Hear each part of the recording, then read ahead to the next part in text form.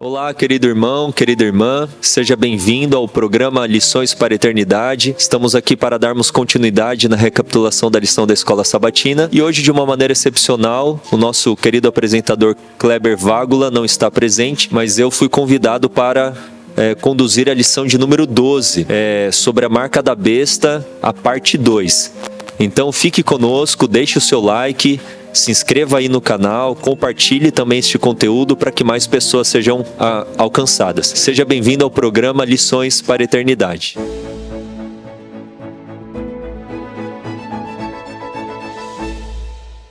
Nós estamos muito felizes de estarmos aqui para realizarmos a recapitulação da lição da Escola Sabatina. Estou com dois queridos convidados que já são conhecidos de vocês. Aqui à minha direita está o Alexandre Danta, seja bem-vindo. Obrigado. E aqui à minha esquerda, o Daniel. Maravilha, mais uma vez aqui com vocês para estudarmos juntos a Palavra de Deus. Amém, que bênção. E a lição desta semana vem trabalhando como uma continuação da semana passada, é a parte 2. Na primeira semana, focamos um pouco mais na questão do selo de Deus e nesta semana falará um pouco mais a respeito da marca da besta. E nós vimos que a questão da intolerância religiosa, ela já está presente desde o princípio. A gente já pode ver Caim e Abel, nós tivemos ali uma intolerância religiosa. E no decorrer da história, essa intolerância em relação ao povo de Deus, ela vai sendo manifesta. A lição vem trabalhando e apresentando a história dos valdenses, que foi uma história também de intolerância religiosa, mas apresenta a marca da besta como o clímax dessa intolerância. É o clímax também daquilo que estamos vivendo, o grande conflito. Então vamos trabalhar ponto a ponto aquilo que a lição nos apresenta. Eu gostaria de abrir para vocês, para comentarmos a respeito, de uma maneira introdutória, a respeito da marca da besta e também lermos o verso para memorizar. Vamos ler Apocalipse 13, versículo 10. Daniel? Sim. Se alguém tiver que ir para o cativeiro irá. E se alguém tiver que ser morto pela espada morto será. Aqui está a perseverança e a fidelidade dos santos. Apocalipse 13, verso 10. Ok. Então, a lição ela vem apresentando a respeito da ferida mortal. O verso para memorizar traz um texto relacionado a Apocalipse 13 também, a respeito da ferida mortal, e vamos trabalhar um pouquinho a respeito deste ponto. Quando a ferida mortal foi dada, em quem foi dada, qual foi o resultado, será que essa ferida mortal está se recuperando e vai se recuperar cada vez mais? Vamos trabalhar esses pontos a respeito da ferida mortal. Onde encontramos este contexto e o que ele significa e quais são as implicações para nós hoje em dia? Graça e paz, irmãos, estão nos assistindo, os irmãos estão aqui na mesa. É interessante que esse capítulo 13, né, ele começa com a besta que surge do mar, e a gente sabe que é o sistema papal. E aí, sistema papal fala que houve uma perseguição, recebeu a ferida mortal, termina em 1798, a gente sabe, 1260 anos, né? E aí, no século XV, até aqui na lição, diz que os valdenses foi grandemente perseguido, e aí essa perseguição vem no século XVII e chegou até os nossos dias, né? Tem até um parágrafo na lição, gostaria de ler aqui. Infelizmente, a história se repete muitas vezes. A marca da besta será o último elo de uma cadeia ímpia de perseguição religiosa, que remonta ao passado. Como as perseguições antigas têm o objetivo de impor um conjunto de crenças e um sistema de adoração, entretanto, como sempre, Deus terá um povo que não se renderá. É interessante que Deus sempre teve um povo, né? Desde Caim e Abel, e sempre o grande conflito. O inimigo veio com aquela maioria, mas sempre teve uma minoria ali que ficou firme, como os valdenses, os anabatistas, e eles só queriam adorar a Deus. Simplesmente adorar a Deus com liberdade.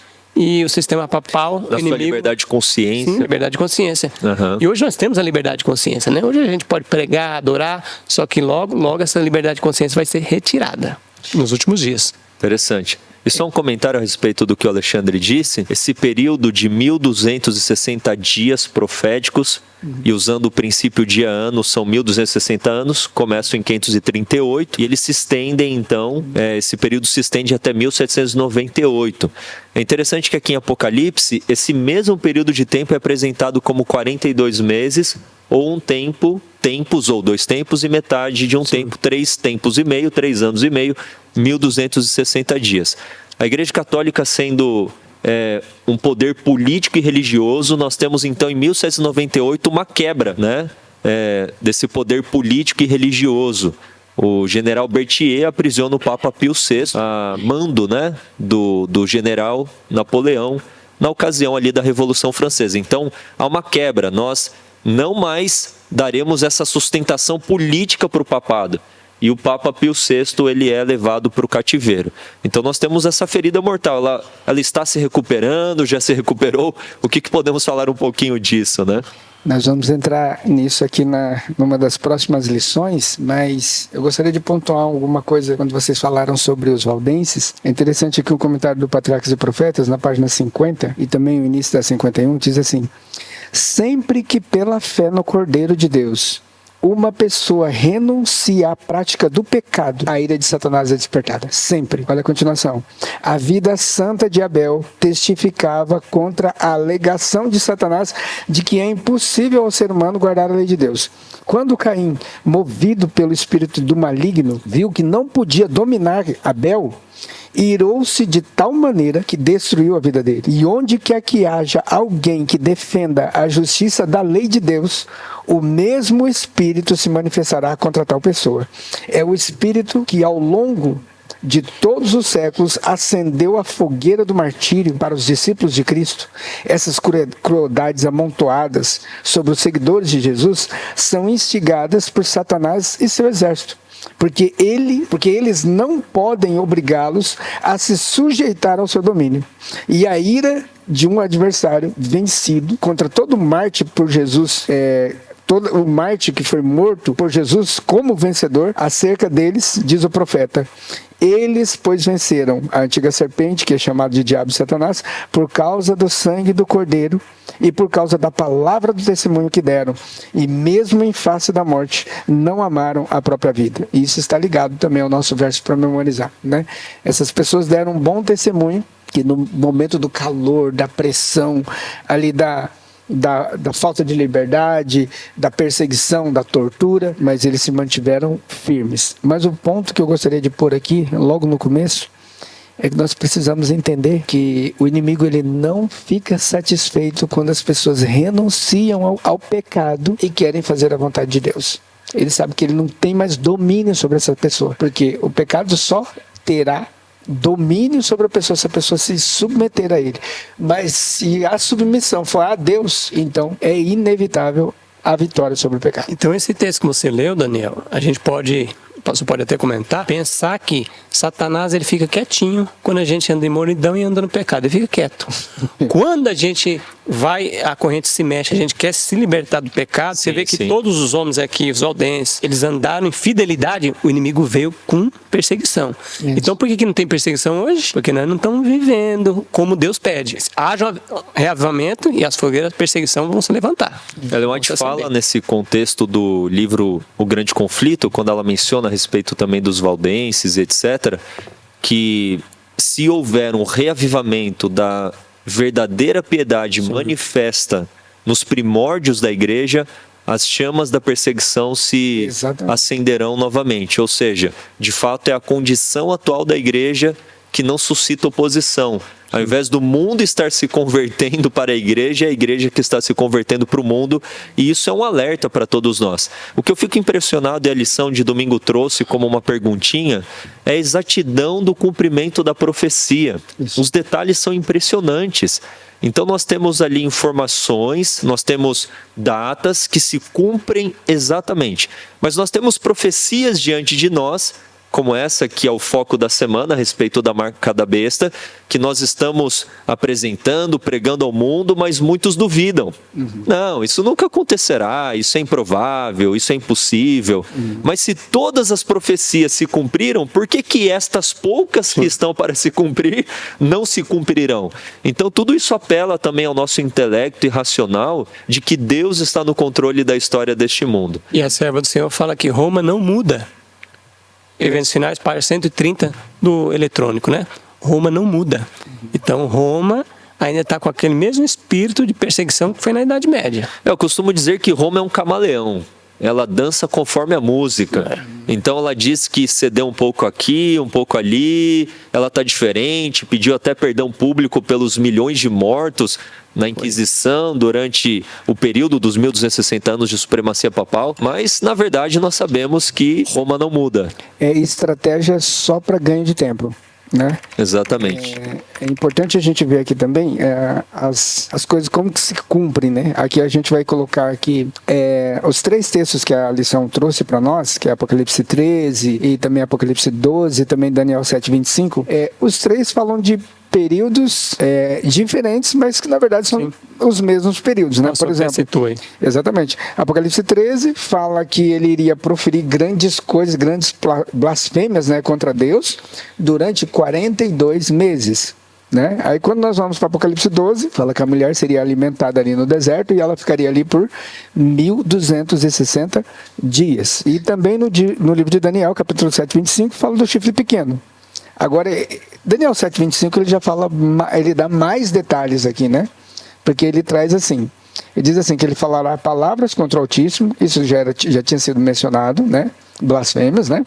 Mas também fala aqui, ó, que ele iria consumir os santos do Altíssimo e eles lhe seriam entregues nas mãos por um tempos e metade de um tempo, né? E mudaria os tempos e a lei. Exatamente. Então aqui vai dar muito mais detalhes, só no livro de Daniel 7:25, dá muito detalhes sobre o que iria acontecer durante esses um tempo, 2 tempos e metade de um tempo, que na verdade seriam equivalente a 3 anos e meio.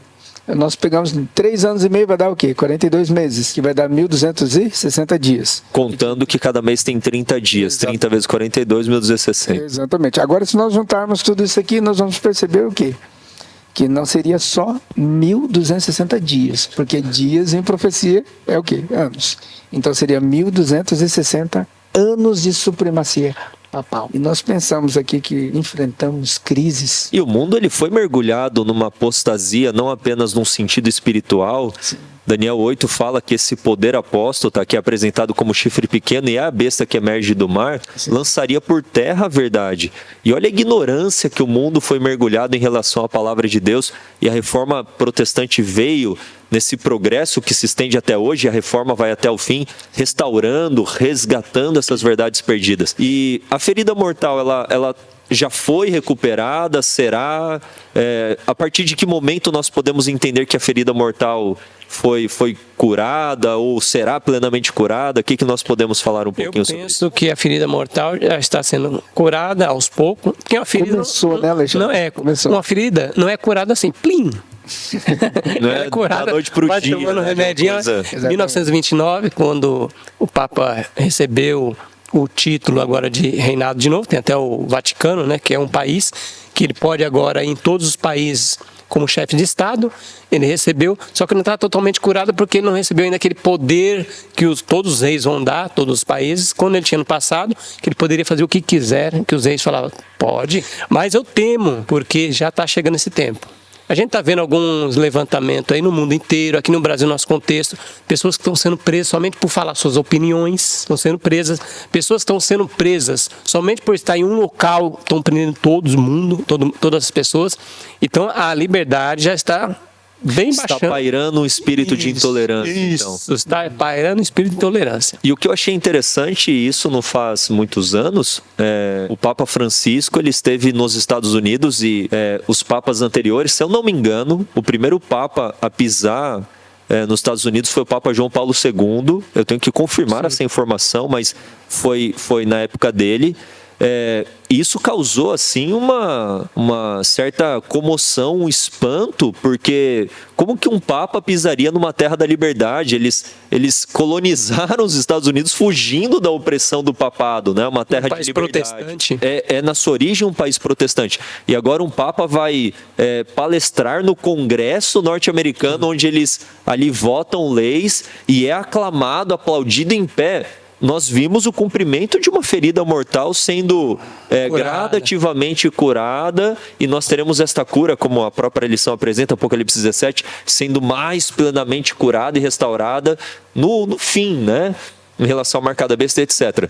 Mas nós estamos vendo debaixo dos nossos olhos, Pastor, diante de nós, o cumprimento das profecias. Quando eu vi essa cena na televisão, assim, eu falei, gente, como que a profecia ela se cumpre minuciosamente? Você vê, nunca na história um padre, um papa poder discursar no Congresso Nacional nos Estados Unidos, a terra da liberdade, a terra do protestantismo. Então, até onde vai o protestantismo nesse sentido? Então, protestamos agora contra o quê?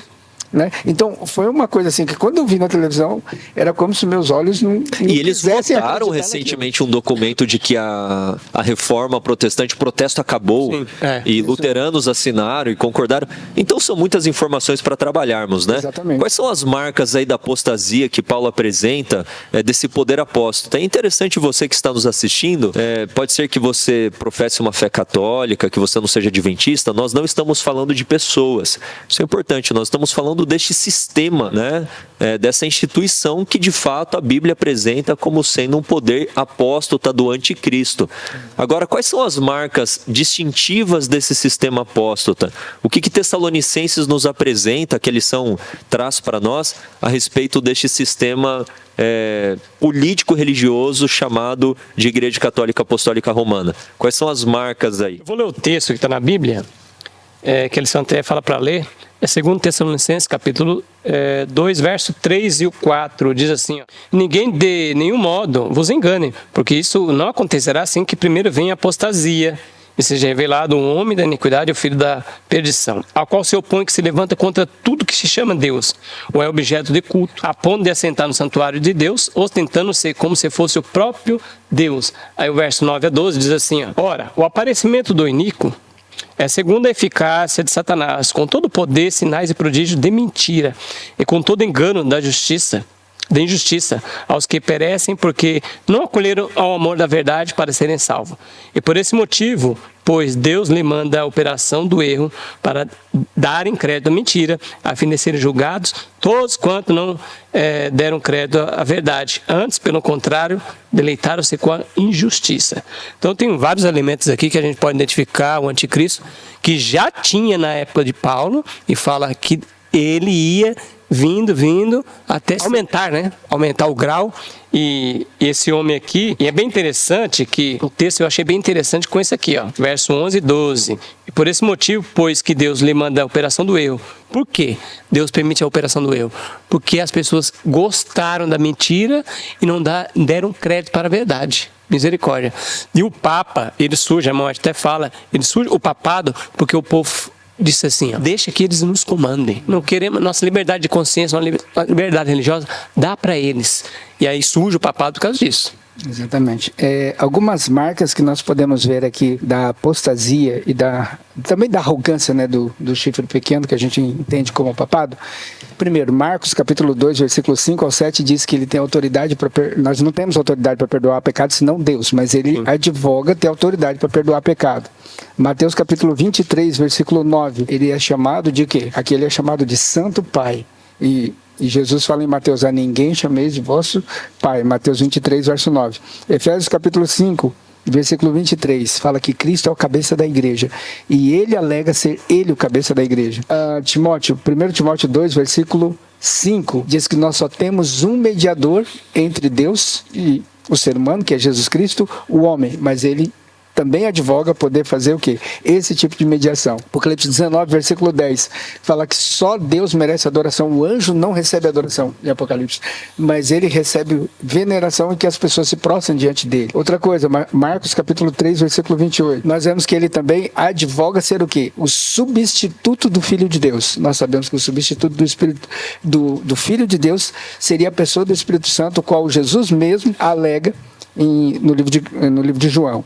Né? Então, vemos que todos esses artifícios demonstram poder apóstata que se coloca no lugar de Deus, ostentando ser o próprio Deus.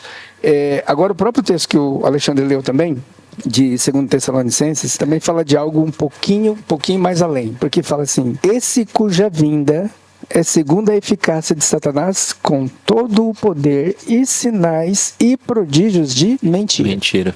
Então aqui nós estamos falando realmente do aparecimento, agora aqui, do próprio Satanás, fingindo ser Cristo, mas agora com muito poder. E também com autoridade, força para realizar o quê? Milagres. E se nós pegarmos o livro Verdade sobre os Anjos, nós vamos ver algo espantoso nesse livro. No livro Verdade sobre os Anjos, diz que nesse momento Satanás ele terá poder, Deus vai permitir que ele simule ressurreições. Isso é algo assustador. Por quê? Hoje nós temos... ele não tem poder para ressuscitar, mas ele tem poder de simular uma ressurreição. Exatamente. Então ele vai simular ressurreições e então as pessoas vão falar assim, puxa vida, mas só eu que falei tal coisa para tal pessoa. E ela sabe o que eu falei. Só que nós sabemos que Satanás tem os seus anjos, que escutam o que nós falamos e o que deixamos. E eles sabem coisas particulares nossas. E esses anjos de Satanás, neste momento, vão estar simulando os nossos parentes, os nossos queridos que morreram. E vão falar o quê? Ele mudou o sábado para o domingo. Então, diz que até os apóstolos. Exatamente, vai simular até apóstolos, né? Então, vai ser um engano, queridos, que se possível... Muito apelativo. Enganaria até os próprios escolhidos. Então, nós precisamos estar alicerçados na verdade e ter amor pela verdade, como o Alexandre acabou de mencionar aqui. Eu quero só destacar o que o Daniel falou na primeira fala, em relação de que eles venceram, citando um texto bíblico, isso. De Apocalipse 17, eles venceram, e Apocalipse 12 também menciona isso, de que eles venceram pelo sangue do Cordeiro.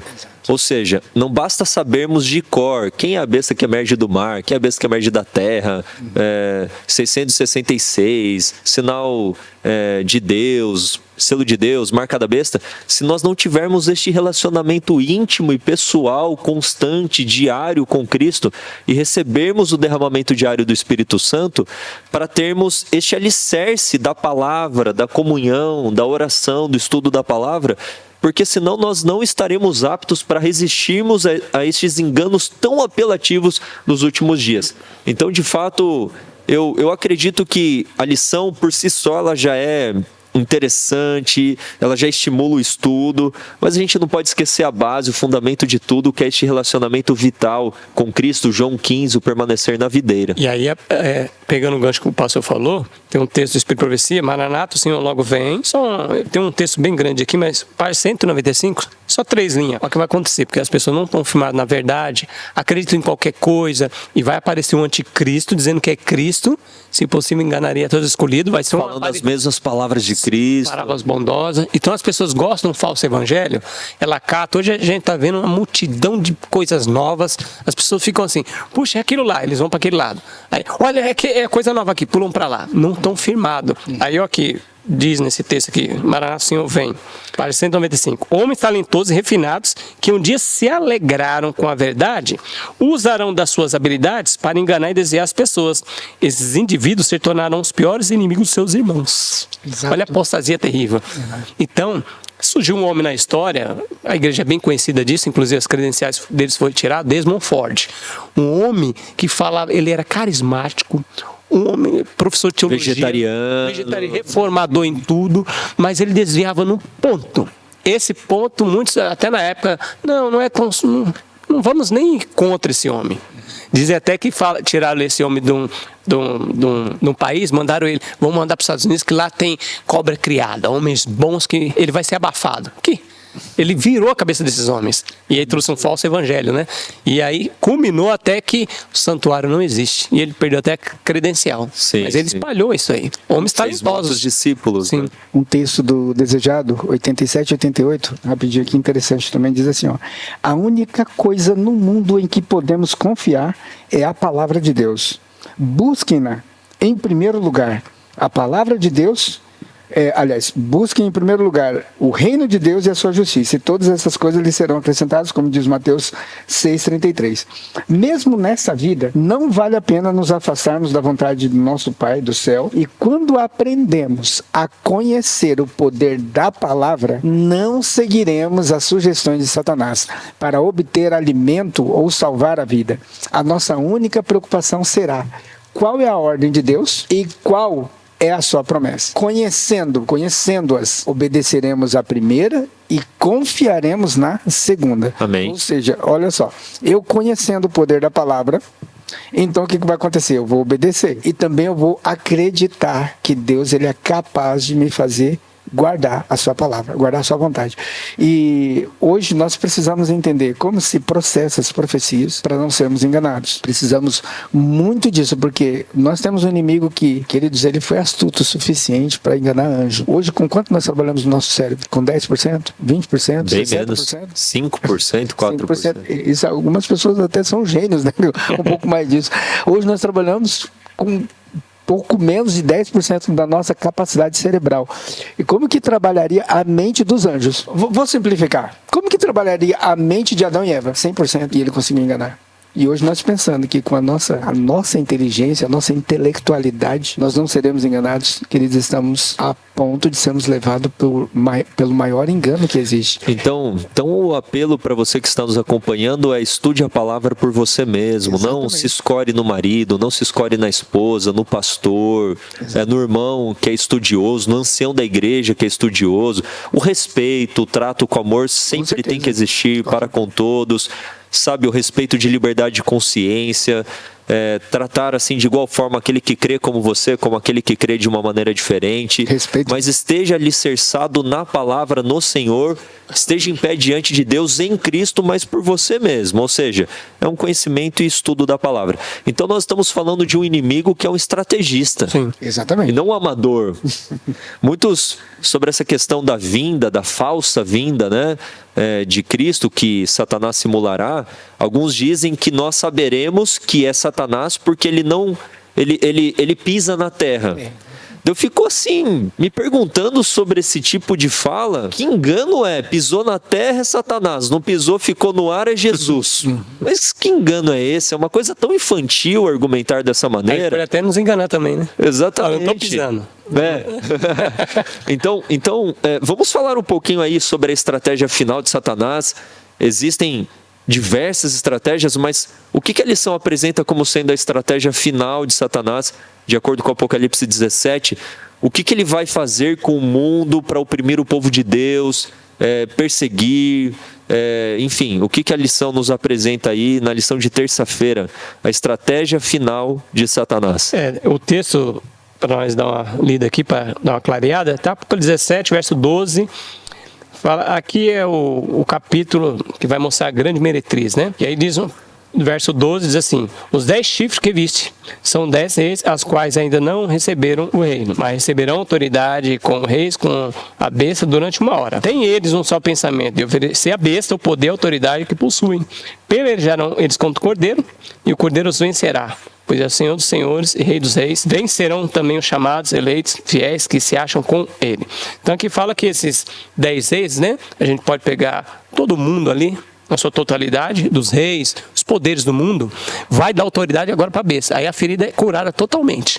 Vai dar autoridade. Toma, nós vamos dar tudo nas suas mãos. E a besta vai pelejar contra os filhos de Deus, que está aqui representando o cordeiro, né? Mas o cordeiro o vencerá. Então, é interessante essa palavra, que um cordeiro tão frágil, né? E o mundo inteiro, a besta, dragões, vem para cima e o cordeiro vai vencer. Amém. Louvado seja Deus. Louvado seja Deus. E aí, sempre no momento de crise, né? Eles pedem paz, paz, segurança. Vem repetindo destruição. Quero ler um texto aqui do Espírito de Profecia, que está aí na lição dos irmãos, os irmãos que têm a lição, né? Diz assim, ó: o mesmo espírito despótico que em outras eras tramou contra os fiéis, tentará estipar da face da terra os que o temem a Deus e obedecem a sua lei. Satanás incitará indignações contra uma minoria que conscienciosamente se recusa a aceitar os costumes e tradições populares. Homens de destaque e reputação se associarão aos maus e aos que são adversos à lei, a fim de tomar conselho contra o povo de Deus, não podendo apresentar contra os defensores do sábio bíblico. Está escrito que na falta deste lançarão mão da violência. Maranata, o Senhor logo vem, página 197. Então o que eles vão fazer? Vão tentar tirar da mente das pessoas a verdade, não vão conseguir, e fala que homens de destaque e reputação, homens inteligentes no mundo, eles não vão conseguir, porque o povo vai estar alicerçado, assim diz o Senhor. O que eles vão fazer? Vai forçar as pessoas. Então vão dar decreto de morte, decreto de perdas de coisas. Sim. E a gente vê no decorrer da história a tentativa de Satanás é unificar as nações, porque você vê isso desde o princípio, e pela profecia isso será conquistado por ele no fim, essa união das nações. E qual que vai ser a estratégia? Porque Apocalipse 18, 3 e Apocalipse 18, verso 3 diz assim, ó: pois todas as nações têm bebido do vinho do furor da sua prostituição, em relação à Babilônia. Com ela se prostituíram os reis da terra, também os mercadores da terra se enriqueceram à custa da sua luxúria. Mas haverá algum argumento, haverá alguma estratégia usada por Satanás para unificar as nações, para que as nações deem o seu poder para o papado, né? Vocês já estudaram sobre isso? Quais são essas possibilidades, né? O que a gente pode entender sobre a estratégia de unificação? É interessante a gente ver que Satanás ele é realmente um grande estrategista, mas ele trabalha da mesma forma. Como ele trabalhou na Idade Antiga e como ele vai trabalhar agora. É dado aqui até na lição da Escola Sabatina, né?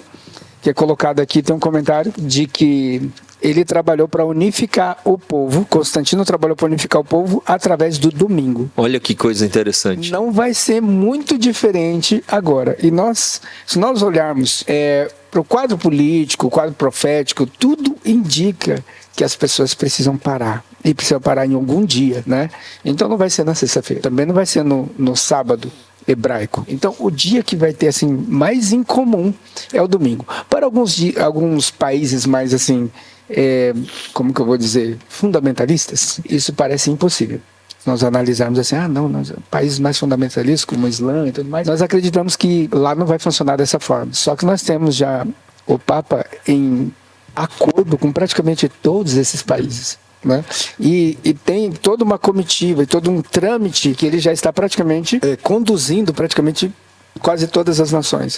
Só tem um detalhe que é interessante, que nós precisamos estar sempre assim, ciente na palavra de Deus, conhecendo profecia. Por quê? Olha, não tem uma coisa, segundo o Testemunho Celeste, volume 1, página 431, diz assim: coisa alguma perturba tanto Satanás como lhe conhecemos os ardis. Se nós sabemos como ele trabalha, ele fica apavorado. Sim. Ele fica apavorado. Se você pensa numa guerra, se você conhece as estratégias do seu inimigo, você já tem uma vantagem sobre ele, né? Sim, então, exatamente. esse é o ponto.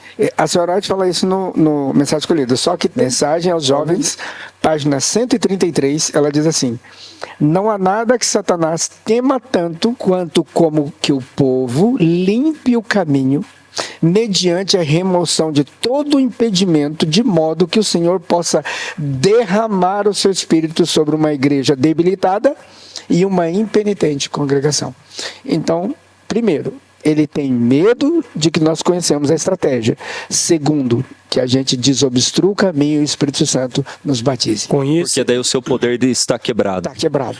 com isso, irmão Daniel, lendo o texto do Espírito de Profecia, não está dizendo que, a irmã White não está dizendo que nós devemos estudar a estratégia do inimigo. Vamos ler livro de espíritas, vamos ler livro do Vaticano e ficar fuçando.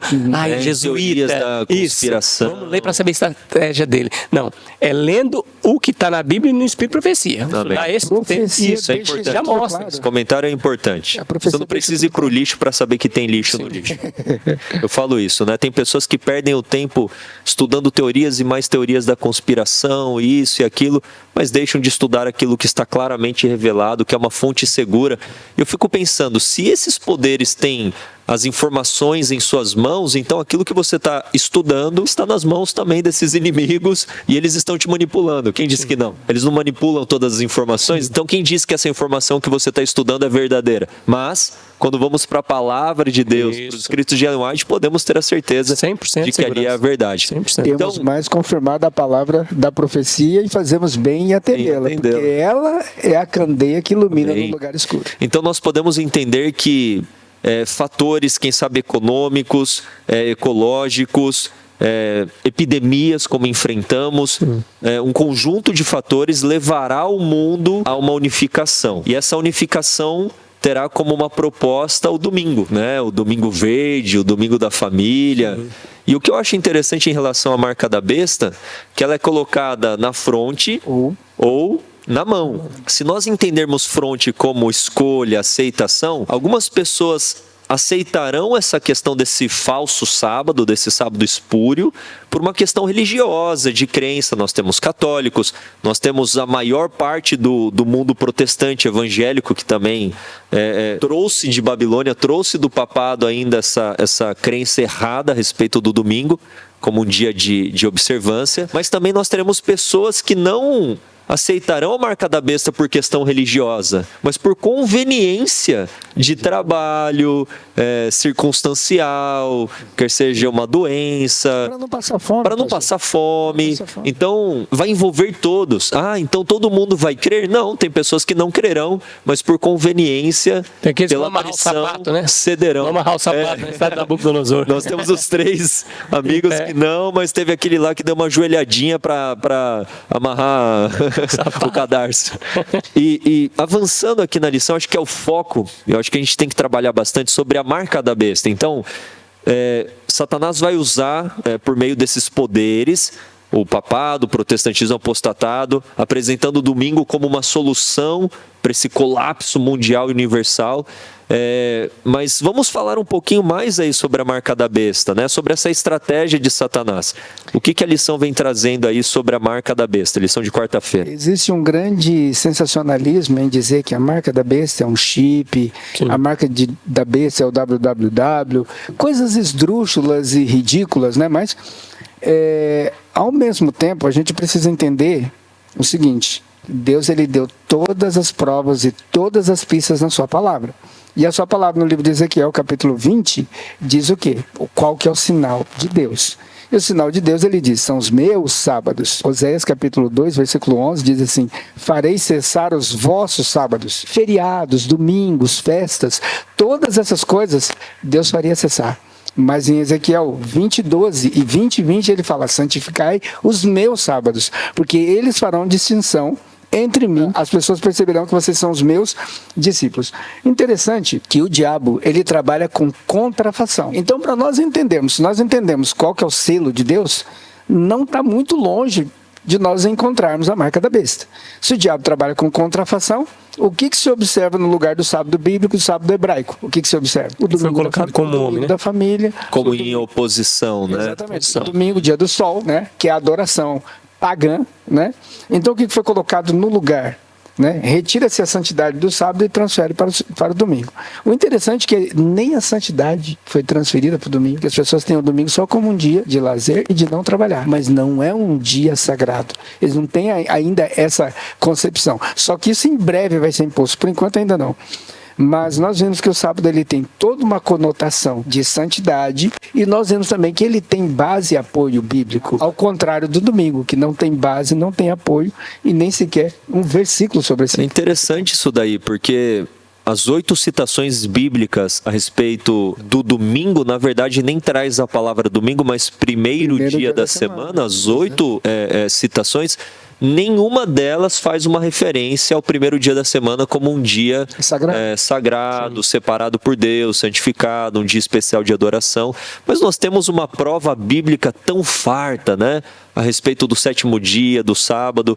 A lição passada falamos um pouquinho a respeito do sábado, do caráter de Deus como sendo selo, sendo evidenciado pela guarda dos mandamentos, principalmente o 4º mandamento, e fazendo esse paralelo, o domingo vem como esse sábado espúrio, como sendo aí aquilo que o próprio o papado fez, né? Daniel 7:25, a mudança do tempo E da lei. e da lei. A mudança da lei é muito Tirou o evidente. saco, colocou o domingo. Eu queria Sim. só, não pedindo perdão para o Alexandre aqui, ele falou para a gente não procurar no lixo ou nas coisas ruins, né, uma verdade, né? Mas eu vou pegar aqui uma declaração de uma própria literatura católica. Mas isso é interessante, isso daí não é teoria da conspiração, né? Isso aí está escrito mesmo. É história. É história, exatamente. American Catholic Quarterly Review, janeiro de 1883, tem uma declaração que diz o seguinte: a Igreja de Roma afirma que o domingo agora olha a palavra que aparece, é a marca de sua autoridade eclesiástica. Claro que a Igreja Católica afirma que a mudança foi ato dela, e o ato é uma marca de seu poder e autoridade eclesiástica em questões religiosas. Deixa eu fazer uma pergunta para você. por mais sagrada que possa ser a Igreja Católica, mas é uma igreja de quê? De homens. E a autoridade de mudar é uma autoridade de homens. Aí fica a pergunta, qual autoridade que eu fico? Com a autoridade de homens ou com a autoridade de Deus? Então nós precisamos pensar nisso. Então ela diz assim que tem autoridade para mudar o sábado para o domingo. Agora fica uma outra questão também. Eles têm autoridade de mudar o sábado para o domingo. Suponhamos que você não seja católico, suponhamos que você não vá à igreja católica, mas quando nós cultuamos no domingo, quando nós reverenciamos o domingo, estamos prestando uma homenagem a quem? A Jesus, que ressuscitou no domingo, ou ao papado que mudou? Não que a gente não possa ter culto no domingo, sim, né? Sim, não é esse o ponto do sim. comentário, né? Mas se nós reverenciarmos como se fosse um dia? Como se fosse o sétimo dia, o sábado. Só uma pergunta que eu acho que é interessante, talvez o ouvinte aí esteja curioso a respeito disso, e deixe os seus comentários, né, sobre a sua compreensão da marca da besta, suas perguntas, dúvidas, que nós procuraremos respondê-las, ok? Mas quando será implementada a marca da besta? Quando virá esse decreto dominical? É o Papa, é o papado que decreta? O que a profecia aponta sobre a marca da besta? Onde? Por meio de quem? O que a palavra aí nos fala? O que a gente tem de conhecimento é que esse decreto sairá. Porque alguns falam assim, saiu um decreto no estado, ali no Espírito Santo, você viu? Põe uma placa lá no mercado, fechado no domingo. Tá vendo? Olha lá. Já é o domingo, tá aguardando o domingo. Mas o que fala, a palavra de Deus fala que o domingo sai nos Estados Unidos, no berço protestante, que o Espírito de Profecia fala que eles vão rasgar a Constituição e aí vão implementar um filho do papado, domingo. Isso espalha em todas as nações. Então Então não parte em si do papado, mas do protestantismo que se afastou da palavra de Deus. Sim. Então vai ter uma lei lá nos Estados Unidos e depois se espalha para o mundo. O mundo inteiro vai se acatar. Aí tem várias. Então tem vários estágios do decreto dominical, né? Sai nos Estados Unidos e aí a gente já fica alerta, espalha para o mundo inteiro. E depois, até o Espírito de Profecia fala que você vai poder guardar seu sábado, seu domingo, não vai ter problema nenhum. Depois vai sair um decreto que aí é o problema. Porque a irmã até explica isso, que as irmãs, quando sair desse decreto, não fica assim, vou pirração, vou trabalhar no domingo, lavar minha roupa só para ver que eu não guardo domingo. O comércio bem no domingo. Ela fala assim que guardar o domingo, isso não é receber o sinal da besta. Quando ele saiu o decreto, eles vão falar assim, agora vocês têm que pisar no sábado. Daí então ela fala até para as irmãs fazer trabalho missionário no domingo, até aí tudo bem. Não procurar perseguição. Isso. Aí ela fala assim, quando eles vão dizer para pisar agora no sábado, vocês têm que trabalhar no sábado, pra gente ver que você guarda domingo mesmo. Aí o povo fala, aí não dá. Olha, esse comentário do Alexandre é muito importante, porque tem um texto de Ellen White que ela diz que muitos morrerão como mártires sem que Deus os conduzisse ao martírio. Ou seja, muitas vezes por esse espírito fanático de muitos que professam crer nas verdades bíblicas, a perseguição ela é antecipada. Sim. E essas pessoas nesse espírito fanático, não, eu vou mostrar que eu guardo o sábado e sou contrário, e vão intensificar e vão morrer, quem sabe até como mártires perdidos. Que coisa terrível. Isso serve de lição para nós, né? Então, uma declaração aqui do Maranata, o Senhor logo vem, uma meditação de 11 de julho, e na página 199 diz assim: a marca da besta nos será recomendada com insistência. Ela não é imposta aqui ainda. Os que passo a passo cederam às exigências do mundo e se sujeitaram a costumes mundanos, não acharão difícil submeter-se aos poderes dominantes. Ao mesmo tempo que a gente não deve provocar, nós também não podemos ir nos acostumando com o sistema deste mundo. É verdade. Que o próprio apóstolo Paulo fala isso em Romanos capítulo 12, para a gente não se amoldar aos costumes desse mundo. E o grande problema é que nós temos nos acostumado muito com o sistema deste mundo. Já ouviram falar da síndrome de Estocolmo? Uhum. A síndrome de Estocolmo consiste no quê? A pessoa começa a se acostumar e começa a nutrir um certo sentimento pelo sequestrador. É absurdo.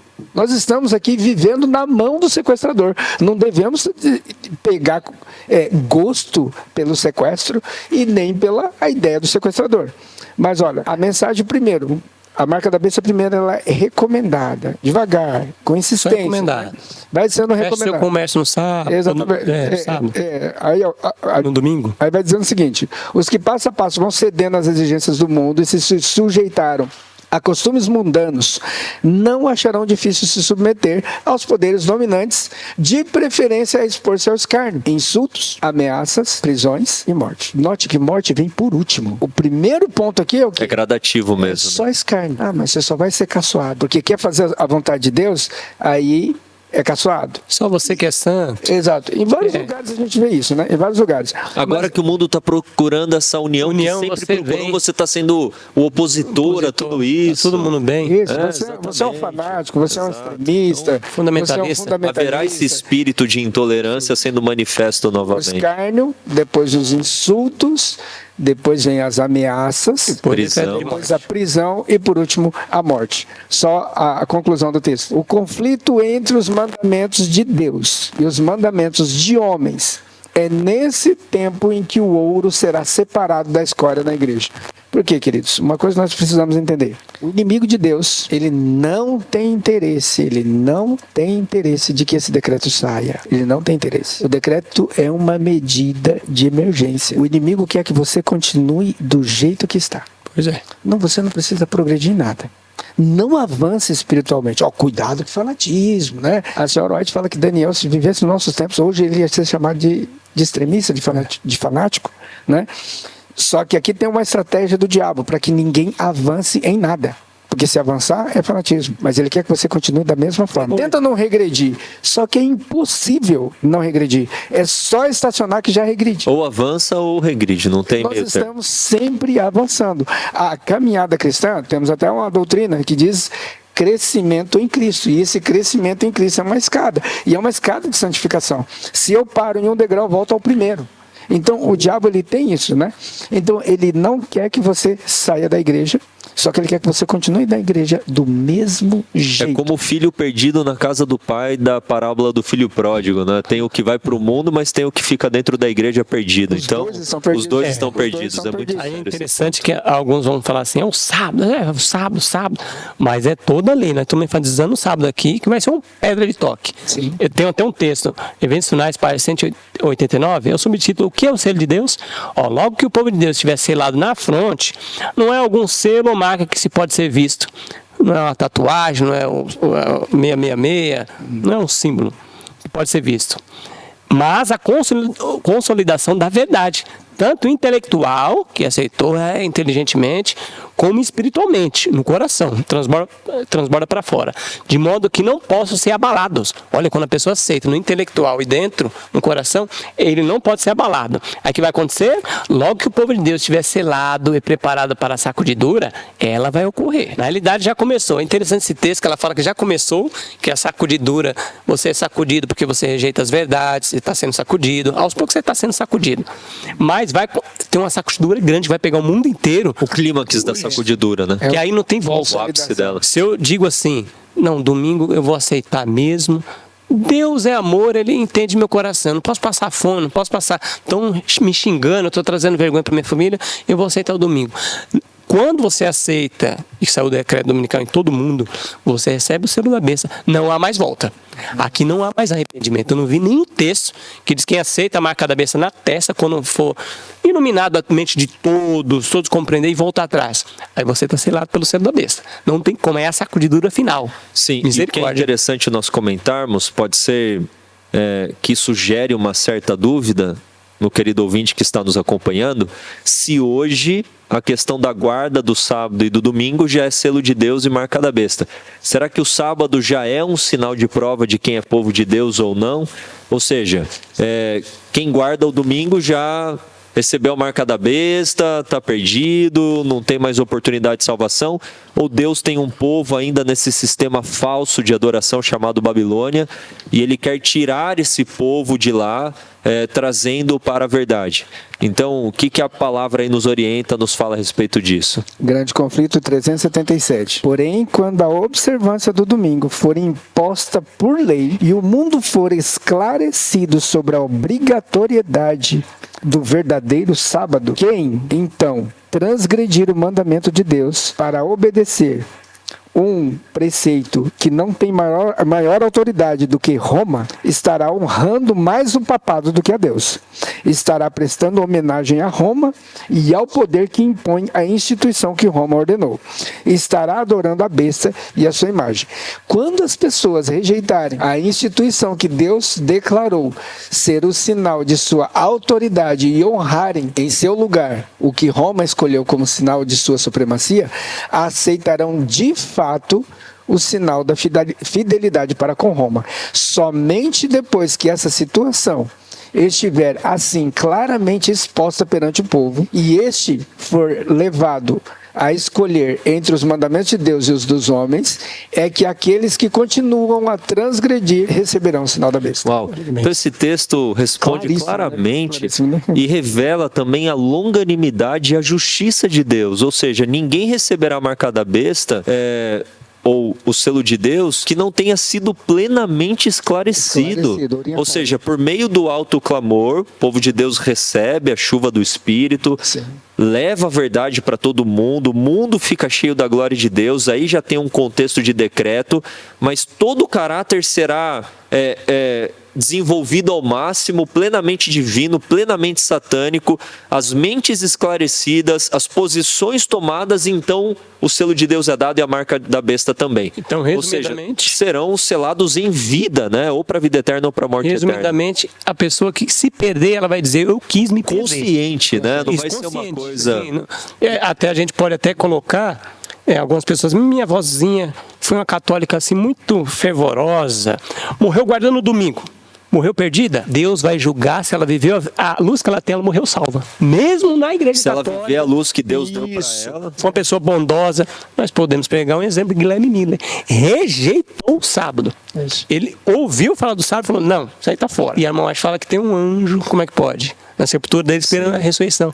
Porque mesmo ele ouvindo, isso não penetrou na mente dele, ele não conseguiu identificar isso. Então Deus tem um povo hoje, né? E Ellen White fala, existem católicos que são povo de Deus, mas a maior parte do povo de Deus, ela nem fala em relação aos adventistas do sétimo dia, mas está no mundo que professa a fé protestante.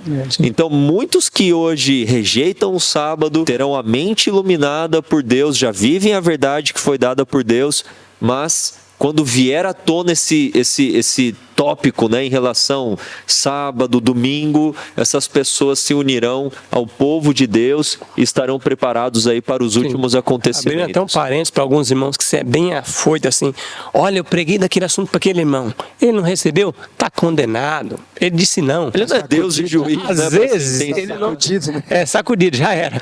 Às vezes ele não foi esclarecido, ele ouviu, mas não entendeu ainda. Sim. Então, por isso que a salvação, nós vamos encontrar muita surpresa no céu, é tão linda que Deus vai esclarecer, ele não teve como assimilar aquilo. Mesmo assim, ele viveu. Até a palavra de Deus fala que pessoas que não conheceram o Evangelho, na letra, mas viveram o Evangelho, vai estar na glória. Que feridas são essas nas suas mãos, Jesus? Nos seus pés? As pessoas nem sabem. Nem do sacrifício. Nem do sacrifício. E vão ser salvas porque elas viveram o Evangelho sem ter a letra. Elas viveram no coração. Romanos capítulo resumindo, para a gente fechar e avançar, nos Estados Unidos é formada a imagem da besta, que é a união de um poder religioso, protestantismo apostatado, com o poder político norte-americano, formando uma imagem do papado do velho mundo, né? Que era uma união política e religiosa.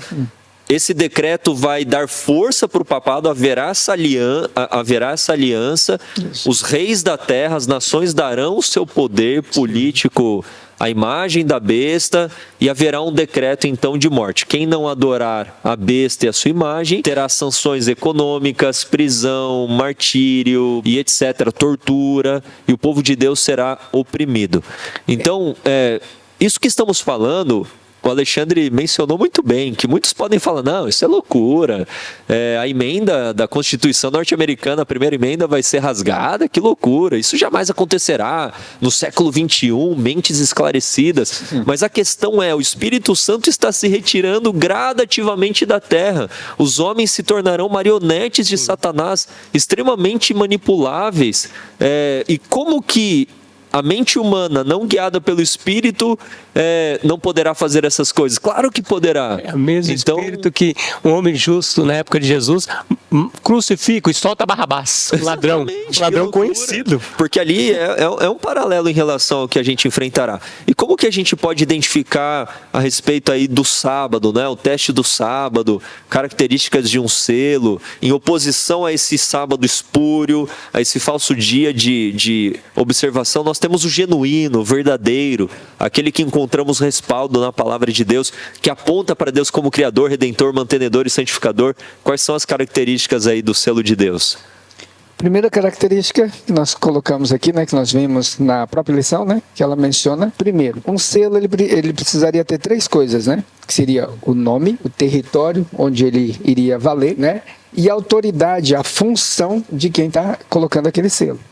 E nós vamos encontrar todas essas características, todas, no 4º mandamento. No 4º mandamento vai mostrar lá, Senhor, seu Deus. Então aqui temos o nome. Outra coisa que nós vamos ver também, aquele que fez o quê? A terra, o céu, o mar, as fontes das águas, todas as coisas ele criou. Então ele é o Criador. E onde funciona o seu império, também funciona nessas coisas. Então tem a função dele, o seu território e tem o seu nome. Todas as características estão no 4º mandamento. Uma coisa que é interessante que nós fizemos aqui numa lição aqui passada, aqui num dos dias, né, nós vimos aqui a marca da besta, só que nós não pontuamos uma coisa sobre o selo de Deus. A marca da besta, ela tanto pode ser o quê? Na consciência, tanto pode ser o quê? Na fronte, quanto ela pode ser na mão, na conveniência. Consciência ou conveniência. Mas o selo de Deus não é como uma marca. E você pode até perceber que selo é diferente de marca. Tem várias coisas, por exemplo, esse celular aqui tem uma marca, mas ele não estou falando de selo, estou falando que ele tem uma marca. O diabo, ele marca as pessoas. Só que o selo, Deus coloca um selo de qualidade por alguma coisa que já foi provada. Para ter o selo, precisa ter passado por uma bateria de testes. E o selo de Deus não é colocado na mão, ele é só colocado... Exatamente. Não na por força nem por Deus violência. só Existe conveniência, né? Deus só no reino de aceita Deus. uma adoração que seja o quê? Genuína, verdadeira. Genuína, plena e que seja de coração. Então, o selo de Deus, ele é antagonicamente diferente da marca da besta. Olha o selo de Deus. O que a irmã White amplia aqui, Deus, né? Usando ela. Para 190 dessa versão, eventos finais, os que hão de receber o selo vivo e ser protegido no tempo de angústia devem refletir completamente a imagem de Jesus. Completamente. E bem, imagem de Jesus a gente entende como o caráter de Jesus. Sim. É importante, senão fica muito, né? Sim. O selo de Deus jamais será colocado à testa de um homem ou mulher impuro, jamais será colocado a testa de um homem ou mulher cobiçoso, amante do mundo, jamais será colocado a testa de homens ou mulheres em língua falsa, o coração enganoso. Todos que recebem o selo de Deus devem ser imaculados diante de Deus, candidato para o céu, imaculado, Amém. sem mácula. E aí outro texto aqui embaixo, bem rapidamente, ó, com todas as faculdades que nos foram dadas por Deus, Deus deu para todos os seres humanos, irmãos, poder de escolha. Estamos procurando alcançar a medida da estatura do homem e mulher em Cristo? É a pergunta. Estamos buscando sua plenitude, chegando cada vez mais alto, procurando atingir a perfeição do seu caráter? É a pergunta. Quando o servo de Deus chegar a este ponto, refletir completamente o caráter, eles serão selados em suas frontes. O anjo relator declara, feito está. Eles são completos naquele a quem pertence pela criação e pela redenção. Então você vê que o anjo está esperando, Deus está esperando, que o servo de Deus reflete o caráter de Cristo. Quando isso acontecer, sela. Aí desce a chuva serôdia e o inimigo fica bravo. Aí ele vai tentar, igual você falou no início, parar isso aí. Essa chuva serôdia prega no mundo inteiro. Ele para! Sim, e assim, Alexandre, essa compreensão escatológica nos previne de aceitarmos um erro que tem sido amplamente ensinado em nosso meio, de que quando Cristo vier, ele transformará o caráter. Isso é um erro tremendo, a gente não pode adiar nem hoje a questão da transformação do caráter. E quando a gente vai para a Bíblia e fala um pouco assim sobre selo de Deus, a gente vê lá em Efésios 1:13, o Espírito Santo é chamado de selo também. Sim. Daí você tem em Apocalipse 7:3 que o selo de Deus é colocado na fronte. Daí você vai para Apocalipse 14:1, é o nome do Pai e do Filho que está na fronte, o nome é caráter. Exatamente. Então é o Espírito Santo que transforma o nosso caráter para refletirmos o caráter de Cristo plenamente. E o caráter de Deus é revelado aonde? nos seus mandamentos, Êxodo 20. Exatamente. Isaías 8:20 diz que sela a lei. O selo está na lei. Então a gente vai lá, nome, função e domínio, a gente encontra apenas no 4º mandamento. Deus é o Criador, o Senhor, os céus, a terra, o mar e as fontes das águas. Então, o Espírito Santo escreve a lei em nosso coração, que reflete o caráter de Deus e será revelado na observância de todos os mandamentos, inclusive o 4º. Mas será que isso é uma verdade em relação à marca da besta? Ou seja, quem recebe a marca da besta reflete o caráter de quem? De Satanás. Então, o sábado é apenas um sinal externo daquilo que nós temos internamente, o caráter, a glória de Deus. O espírito, quem vai receber o domingo, é um espírito de perseguidor. Ele sabe, você trabalha no sábado, mesmo. eu vou te perseguir, vou te prejudicar. Então, essa ideia, irmãos, que alguns têm assim, se você não aceitar, você não fala comigo. Não é o Espírito de Cristo. Exatamente. Não é o Espírito de Cristo, porque alguns, infelizmente, até professam a verdade presente, fala que não, é os 10 mandamentos e mais 612 coisas que você vai pôr na roupa, se vestir, mas não reflete o caráter de Cristo. Fala que não reflete o caráter de Cristo. Qual é o caráter de Cristo? Irmão Daniel, você não aceita o que eu falo? Tudo bem, meu irmão, eu te amo mesmo assim, nós vamos ser amigos. Isso é o Espírito de Cristo. O espírito do diabo você não aceita? Irmão, nem Morte. comer comigo você vai, viu? Morte. Nem fala comigo. Esse não é o Espírito de Cristo. Jesus nunca fez isso. Nunca. O irmão Alexandre colocou um texto aqui, que o selo de Deus jamais será colocado na testa, na mente de uma pessoa cobiçosa, amante do mundo. Amante do mundo, e tem uma palavra aí, de coração enganoso. Coração enganoso. Só que a palavra de Deus fala que o coração do ser humano é enganoso. Então tem que mudar. A gente pensa assim, então não tem chance para nenhum ser humano. Mas Deus também fala, dá-me, filho meu, o teu coração. E fala também em Jeremias capítulo 31, verso 33 em diante, fala que ele vai fazer o quê? Inscrever a sua lei no nosso coração. Tirar o coração de pedra. Vai tirar o coração de pedra também. E no livro de Ezequiel ele fala que vai nos fazer andar nos seus estatutos. E sabe uma coisa que eu acho interessante? Esse tema é maravilhoso. Eu acredito que você está empolgado como nós aqui. Alguns dizem que revelar o caráter de Deus na nossa vida de amor, misericórdia e justiça não tem nada a ver com guardar os mandamentos. Eu fico assustado com esse tipo de argumento, como nós entendemos que a definição de pecado dada pela palavra de Deus, 1 João 3,4, é que o pecado é a transgressão da lei, e falam, não, refletir o caráter de Deus não tem nada a ver com vitória sobre o pecado. Como não? Se o caráter de Deus é revelado pela sua lei, e a lei de Deus é amor, a lei de Deus é misericórdia, a lei de Deus revela a sua justiça, e nós estaremos pelo Espírito, em Cristo, pela justiça de Cristo, pela obra que Ele fez por nós, faz em nós, em harmonia com a lei, como que eu estarei ao mesmo tempo vivendo uma vida de pecado? Ou seja, refletir o caráter de Deus tem tudo a ver com guardar os mandamentos de Deus, Apocalipse 14:12, e com vencer o pecado. É a vitória de Cristo em nós. E partindo aí então para as considerações finais, nós temos que trabalhar esses pontos de acordo com o Evangelho, né? O Evangelho nos apresenta que é possível obter esta vitória em Cristo, que o Espírito Santo está disposto hoje a transformar o teu caráter. Imagina chegar para alguém e falar, você não pode vencer a bebida não, tá? Mas Jesus te ama, Ele vai te levar para o céu. Você não pode vencer o orgulho, isso é impossível vencer. Que evangelho torto é esse? A gente tem que apresentar o evangelho poderoso, salvador, transformador, redentor, perdoador. Esse é o evangelho completo de Jesus Cristo. Sexta-feira tem uma pergunta para consideração que eu achei bem interessante. A primeira: na expectativa dos eventos finais, por que devemos evitar o fanatismo? Marcação de datas, fechamento de porta da graça, decreto dominical. Já vi gente falando, decreto dominical vai sair quando? Aí põe a data lá. E especulação, além do que foi revelado por Deus, quais foram os resultados quando os eventos esperados não ocorreram? Quando e como as pessoas previram? Então, essa ideia de também colocar, não, o domingo vai sair em tal data. Isso é perigoso. É muito. Coloca datas, aí todo mundo fica eufórico. Igual aconteceu aí em 2012, né? Que o mundo ia acabar. E agora já falaram também na pandemia que em 2023 agora sairia o decreto dominical, fizeram até um paralelo dos 3 anos e meio. É uma salada, é uma confusão. A última profecia de tempo é das 2.300 tardes e manhãs. Depois desta profecia não tem mais profecia de tempo. Não tem mais profecia de tempo.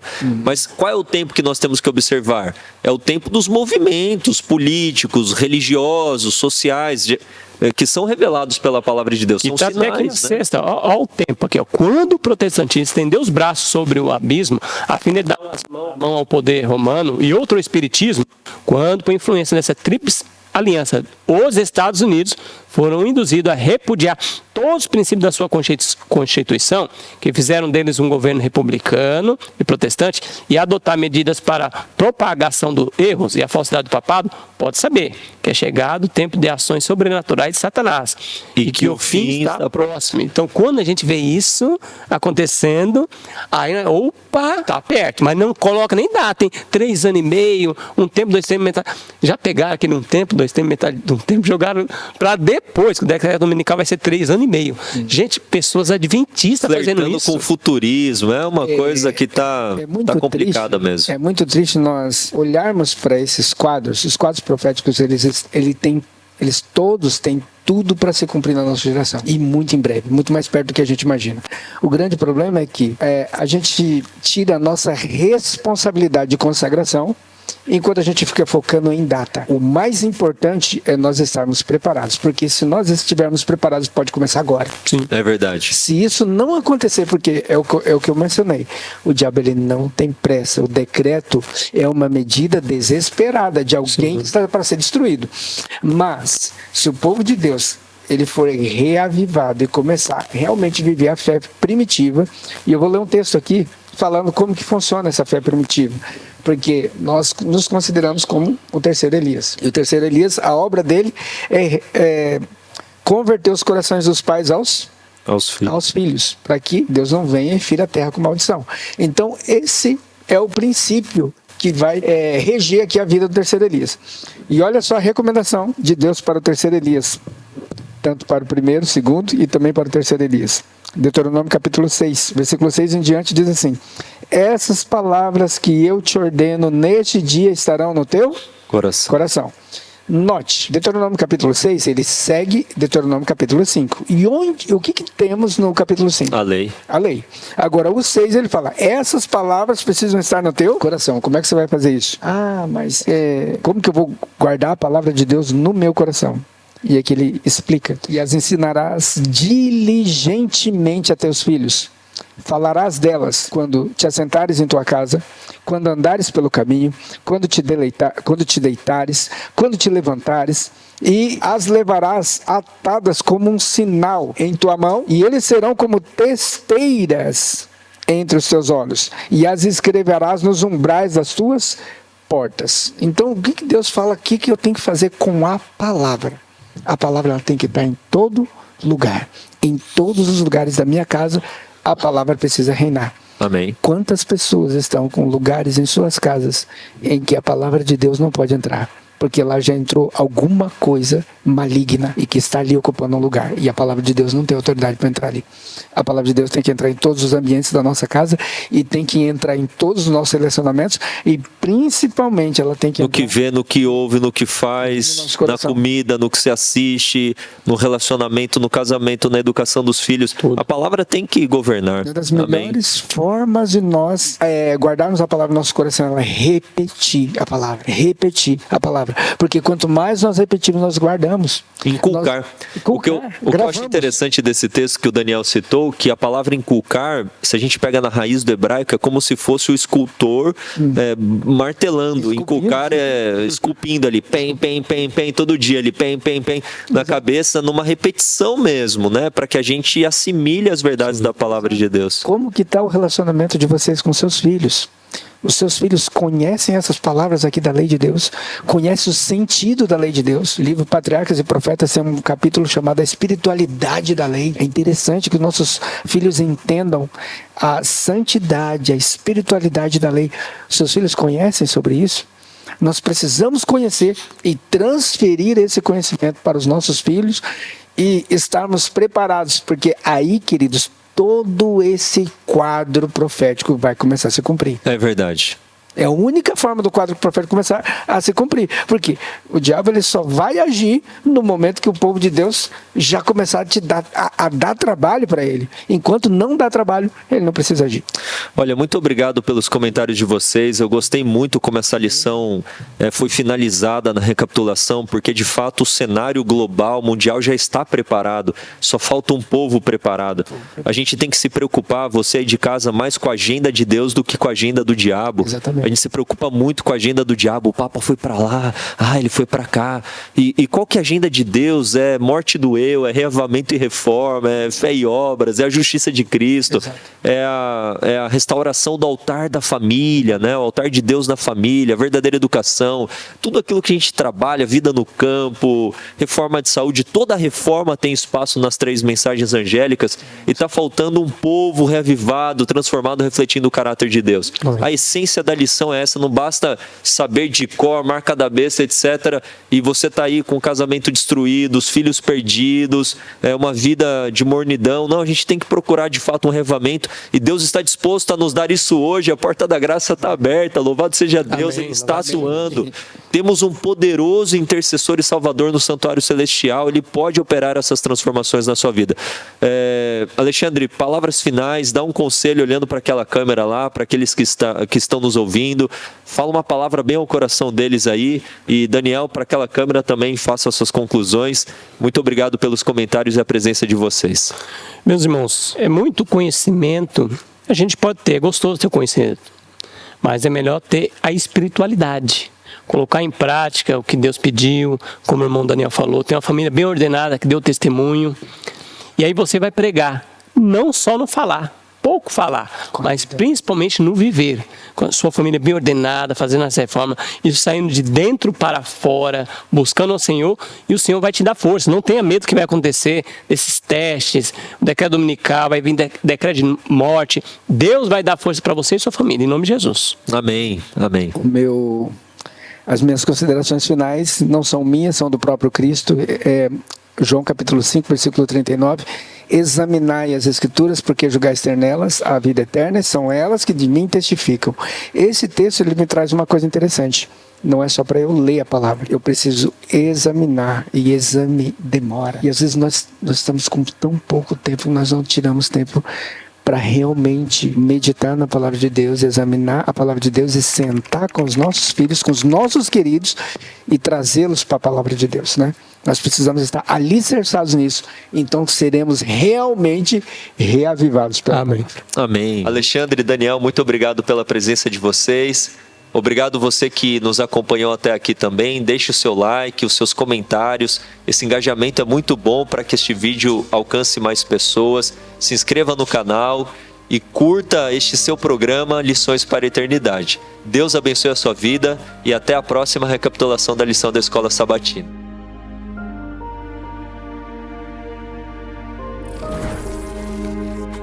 IAG. Juntos avançaremos.